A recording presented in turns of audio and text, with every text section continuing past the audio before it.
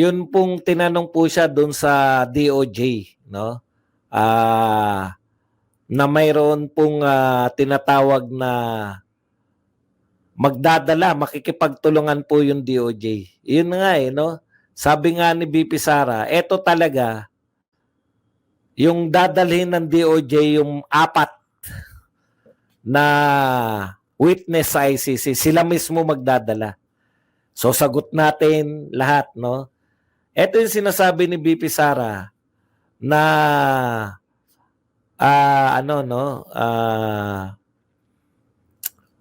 wala kayong proyekto, wala kayong malinaw na hakbangin para iligtas o wala kayong plano para sa mga naiipit na mamamayang Pilipino diyan po sa diyan po sa Middle East, no?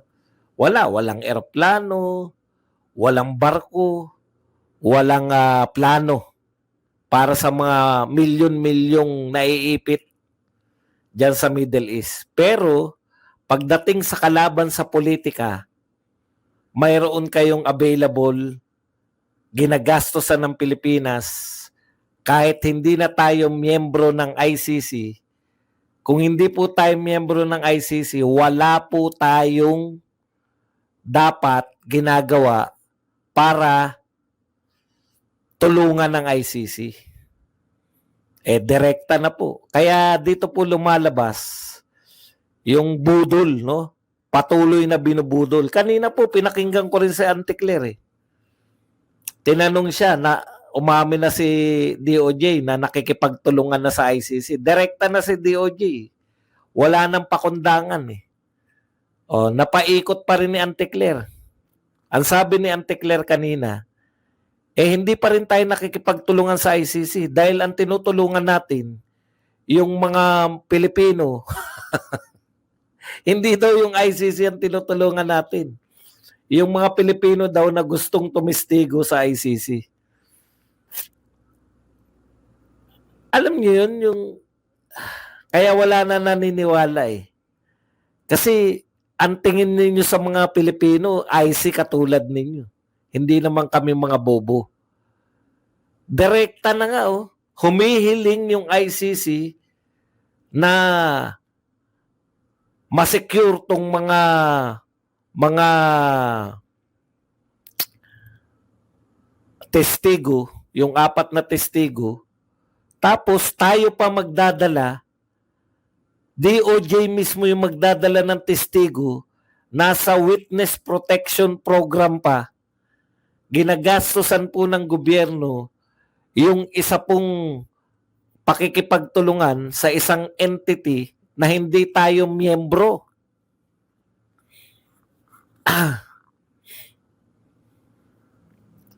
Hindi po tayo miyembro ng ICC. Bakit kinakailangan nating gastosan yung pakikipagtulungan sa kanila? Tapos, i-deny ni Auntie Claire na nakikipagtulungan tayo hanggang ngayon. Paano paulit-ulit yung amo niya na sinasabi hanggang ngayon hindi pa tayo nakikipagtulungan?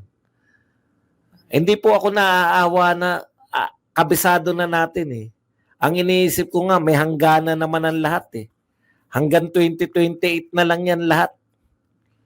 May hangganan.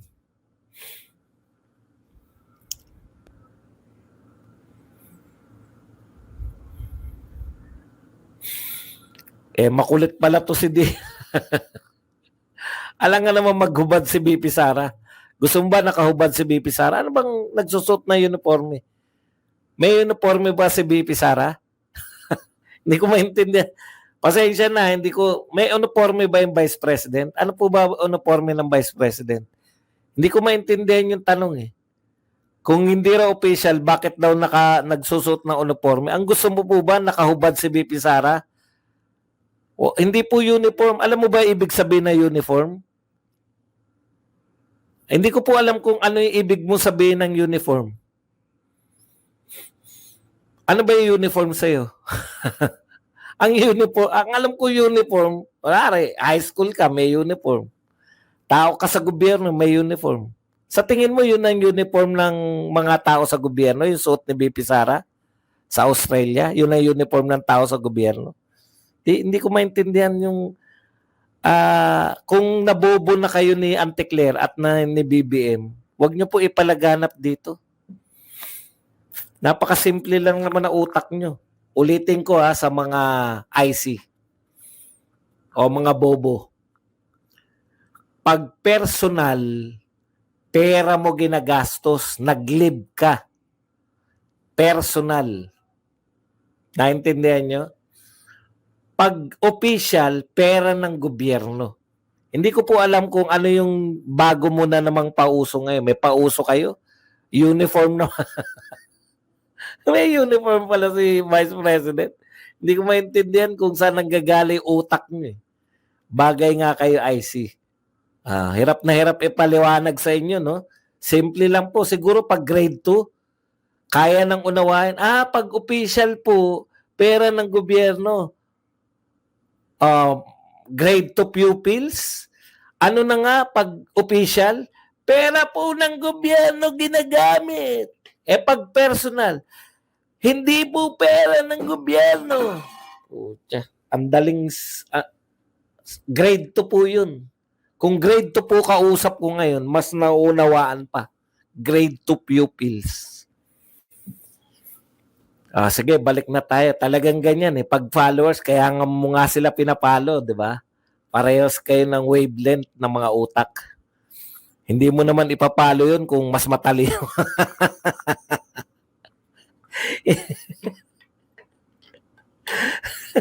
Kaya konti na lang kayo. Alam nyo, ito po, nagtataka ko rito sa mga spokes, no? Pag nagsalita po sila, parang ang gusto ng taong bayan ay matuloy ang impeachment. Ang gusto ng mga tao. Sino ba mga taong sinasabi nyo? Ayaw nga namin ma-impeach si BP Sara, ayaw nga namin matanggal sa pagiging vice president. Tao kayo ng tao. Sabihin nyo, ang gusto ng mga congressman ay matanggal sa pwesto. O kami pa ngayon ng tanga. Tanga daw tayo.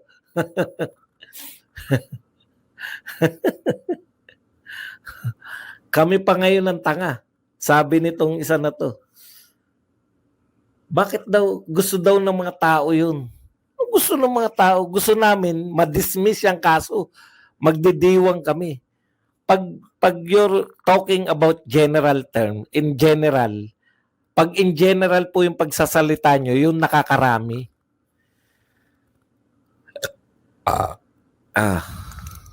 Sige.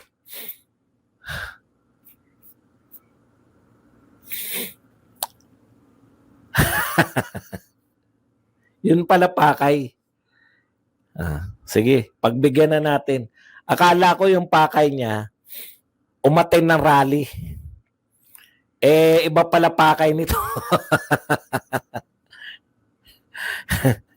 Hindi ko po talaga maintindihan yung obsession niya sa uniform. Ano po yung uniform ibig sabihin?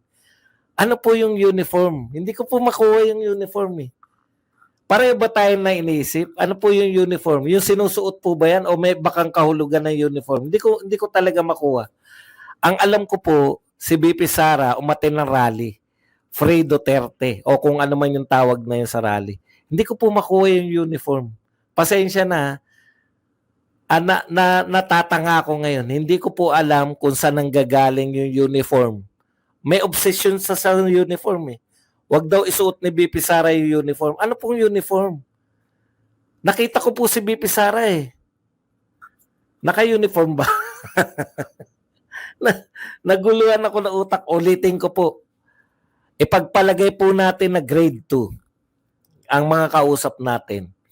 Ulitin ko po sana maunawaan ng mga grade 2 pupils. Pupils, listen to Sir Badong. When you say personal, there is no government money involved. Okay. When you say government official, there is government money involved. Okay. If it is an official If it is official lakad, ano ba yung lakad? Official travel, ayan. If it is official travel, the certain government official will report, no? But if it is official trip, yan, official trip. But if it is personal trip, no need to report. Understand, pupils? Yes po. Understand. Hindi po student, student pang high school yun. Pupils lang po, mauunawaan yan. Bakit niya suot yung uniform? Hindi ko po maintindihan yung uniform. Hindi ko po talaga maintindihan kung ano yung point mo sa uniform. Depende kung ano inisip mo. Manghuhula pa pala eh. Kayo kasi yung nagsabi ng uniform. Di po ba? Wala po akong binabanggit na uniform eh. Siguro hindi ka naman pupil. Wag na natin kung ano daw isipin ko. Wala. Wala po. Wala po akong maisip sa uniform. Pasensya na po. Tuloy na tayo ha. Kinukuha ko lang kung ano yung ideya niya ng uniform. Yung ideya niya pala, kung ano iniisip mo, yun na yun uniform. Okay. So, sa tingin ko, hindi siya naka-uniform. Baka balik na po tayo sa tunay na usapan ng mga tao na nasa mundo pa po. Kasi depende pala sa utak ko eh. Wala na po siya sa mundo. Ano ba hinihit-hit mo ngayon? Pasensya na, hindi ko po nakuha yun. Yung pala, kaya hindi tayo magsalubong. Nasa mundo pa kaming ibabaw. Ikaw, tumatakbo na yung utak mo sa kalangitan. Yung kumbaga, yung ini-imagine niya na naka-uniform si BP Sara, ini-insist niya. Sa mahirap pong kalaban yung imagination.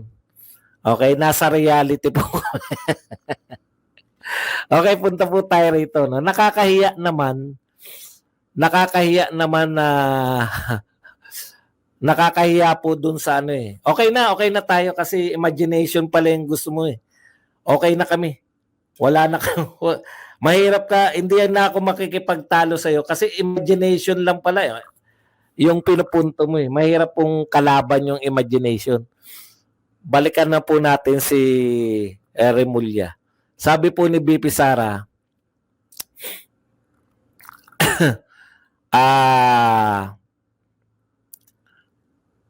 si DOJ Remulla po ay walang paggalang no sa hustisya sa Pilipinas. Baliktad eh. Dati yung sinasabi ni Remulla, totoo. Nasusubaybayan ko yung mga sinasabi ni Remulla. Ang sinasabi po ni Remulla,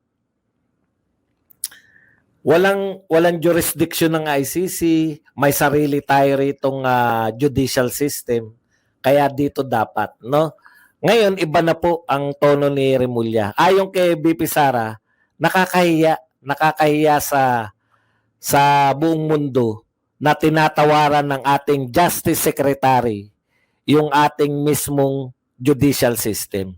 Pero hindi nabanggit ng BP Sara, maaring hindi niya nabasa o nabalitaan, wala nagtanong, na sinabi mismo ni Remulla na ipapaubaya nila sa ICC dahil wala silang ebidensya. Nakakahiya po. Dito po sa Pilipinas, eto wag lang po imagination ang gamitin natin. Yun sa totoo po. Ano pong mangyayari sa kaso pag wala kayong ebidensya? Magtotohanan lang po tayo, wag pong imagination. Yung totoong sagot po sa tunay na mundo.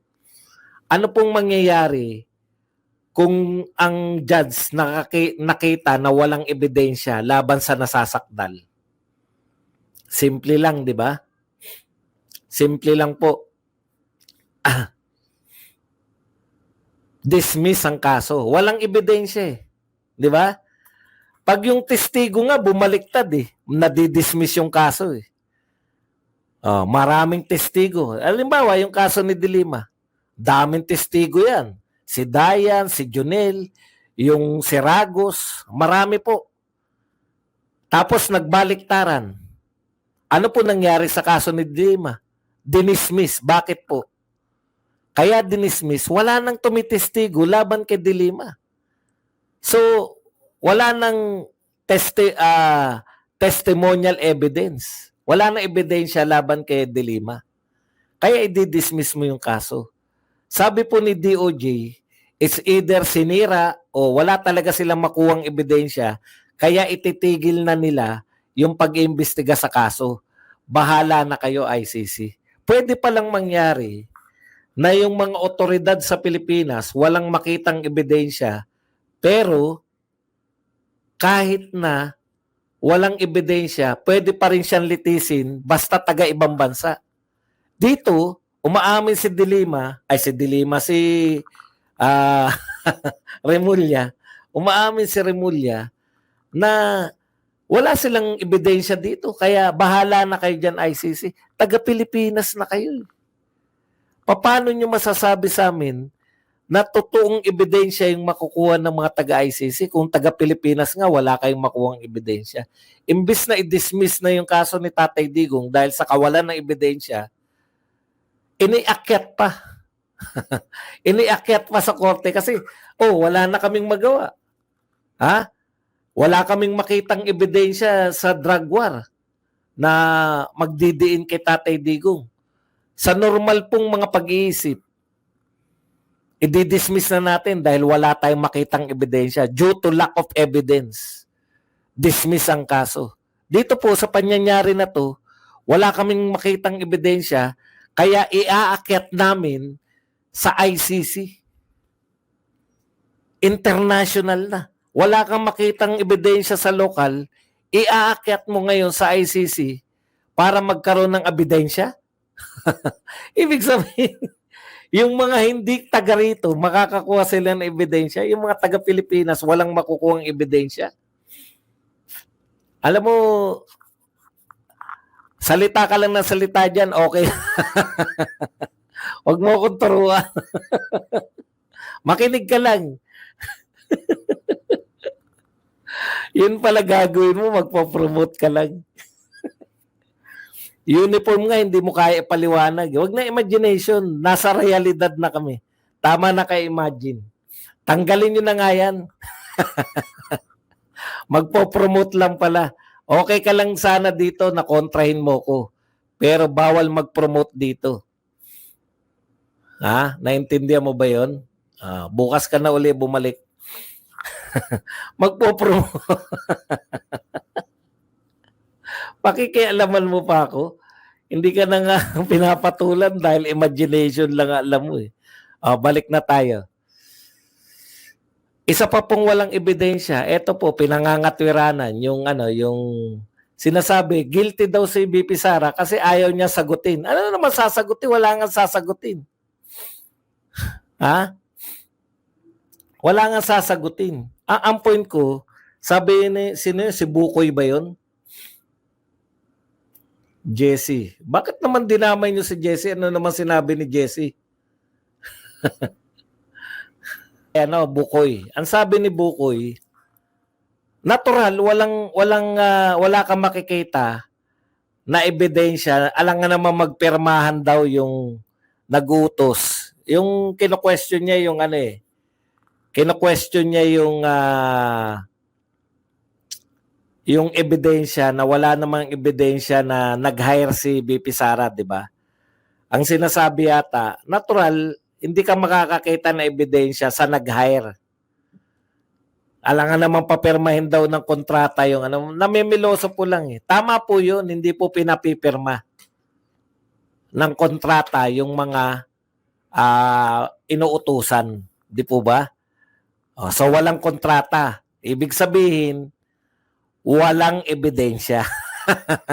Ngayon, hindi nga po pwede magpirmahan. Tama po yun. Pero, ano dapat ang ebidensya mo dun? Testimonial evidence. Na ako yung hinire. Di po ba? Kung hindi mo mapoproduce yung hinire, wala kang ebidensya talaga.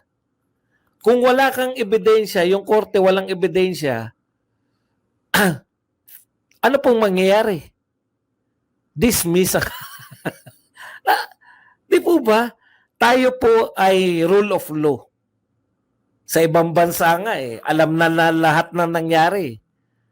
O kaya nga po may witness protection program. Di po ba? May witness ka. Poprotektahan mo para bakit po kaya pinoprotektahan yung witness? Pag nawala kasi yung witness, wala na pong kaso. Kunwari, ikaw yung kaisa-isang witness. Dapat kang protektahan ng Estado kasi pag nawala ka, wala nang kaso. Umaamin Natural daw na hindi sila makakakita ng kontrata between killer and mastermind. Pero, kaya nga wala kang kaso. Yun na nga yun, si Abante rin. Hindi, si Chua rin. Di ba? Bakit kabadong-kabado si Chua? Kasi nag-submit daw sila sa ombudsman ng report. Yung committee niya, nag-submit na report nang walang ebidensya.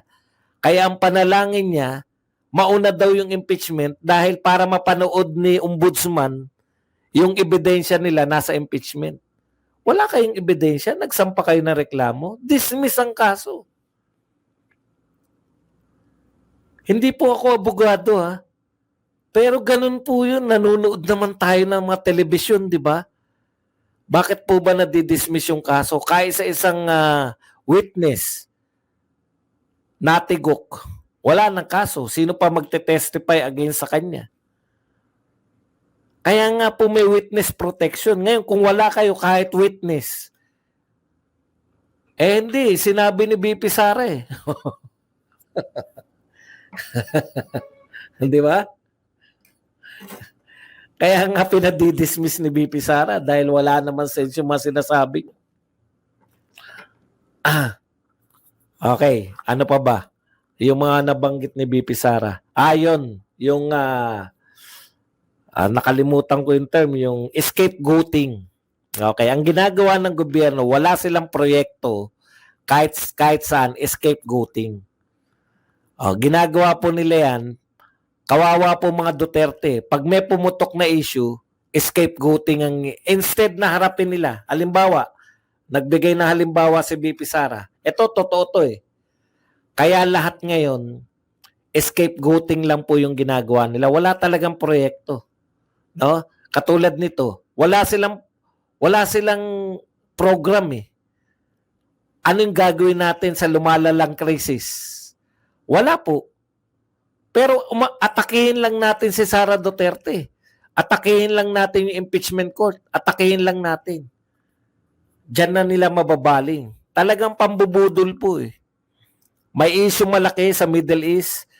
Dagdagan lang natin ng atake. Pati si Chis Escudero, atakihin na rin natin. Basta atake lang tayo ng atake. Kasi wala tayong proyekto Wala tayong ginagawa. Yung na-issue po sa kanila yung pirma. Yung anong tawag natin doon? People's Initiative. Ang laki pong issue nun. May t-shirt po ako nun Davao is not for sale. Filipinos is not for sale. Diba? Nauso yung is not for sale. Bumuelta sa kanila yun. Ano pong sagot nila doon? Impeachment. Tapos ito. Ano ba issue rito? Yung blanco. Blanco po yung mga JA. Saan ka nakakita ng budget na blanco? Tapos pipirmahan na lang. Ano sinagot nila? Rendition kay PRRD. Kidnapping. Yun ang pinag-uusapan. Nakalimutan na. Kaya may pa isa-isa na nagtatanong sa inyo, ano na nangyari doon sa JA? Bakit wala nang issue yata sa JA? Wala na talagang issue sa JA kasi pinag-uusapan na yung pagpapakulong sa ICC. Nakalusot na naman sila. Scapegoating ang termino ni BP Sara. Wala talaga silang proyekto. Scapegoating lang na scapegoating. 20 pesos na bigas. Wala naman silang proyekto na 20 pesos. Nung nakarang eleksyon, ngayon, nag-eleksyon, nagkaroon ng konting 20 pesos. Untian lang, para masabi lang, pambubudol, tuloy-tuloy na pambubudol. ang ginagawa ng gobyerno ayon kay BP Sara. Yan ang gobyerno natin. Tuloy-tuloy na binubudol yung mga tao. Wala sila walang pakialam sa realidad eh. Ang daming problema ng Pilipinas, atakihin lang natin ang Duterte. Ilayo lang, scapegoating. Kahit wala tayong proyekto, basta isisi natin sa Duterte ang lahat. Nasira yung San Juanico Bridge. Ano unang ginawa? Matandang tuloy na yan eh. Normal po yan na dapat. Hindi naman po aangal yung mga tao. Gawin nyo lang, wag na kayo magsalita. Ang masakit kasi kaya umaangal yung mga tao. Isisisi nyo pa sa nagdaang presidente. Sa kanila ba nasira yan? Kung sa tingin nyo ba may nasirang tulay kay Tatay Digong, hindi niya gagawin? Gagawin po ng lahat ng presidente. Ito lang po yung presidente na inuuna yung scapegoating bago magtrabaho. Wala naman po kasing ginagawa. At yun nga mga kababayan, anong masasabi niyo sa balitang ito? Maaring ihayag ang inyong opinyon at kuro-kuro sa comment section sa ibaba. Huwag din kalimutang mag-like, mag-subscribe at mag-share sa bidyong ito. Maraming salamat sa panonood.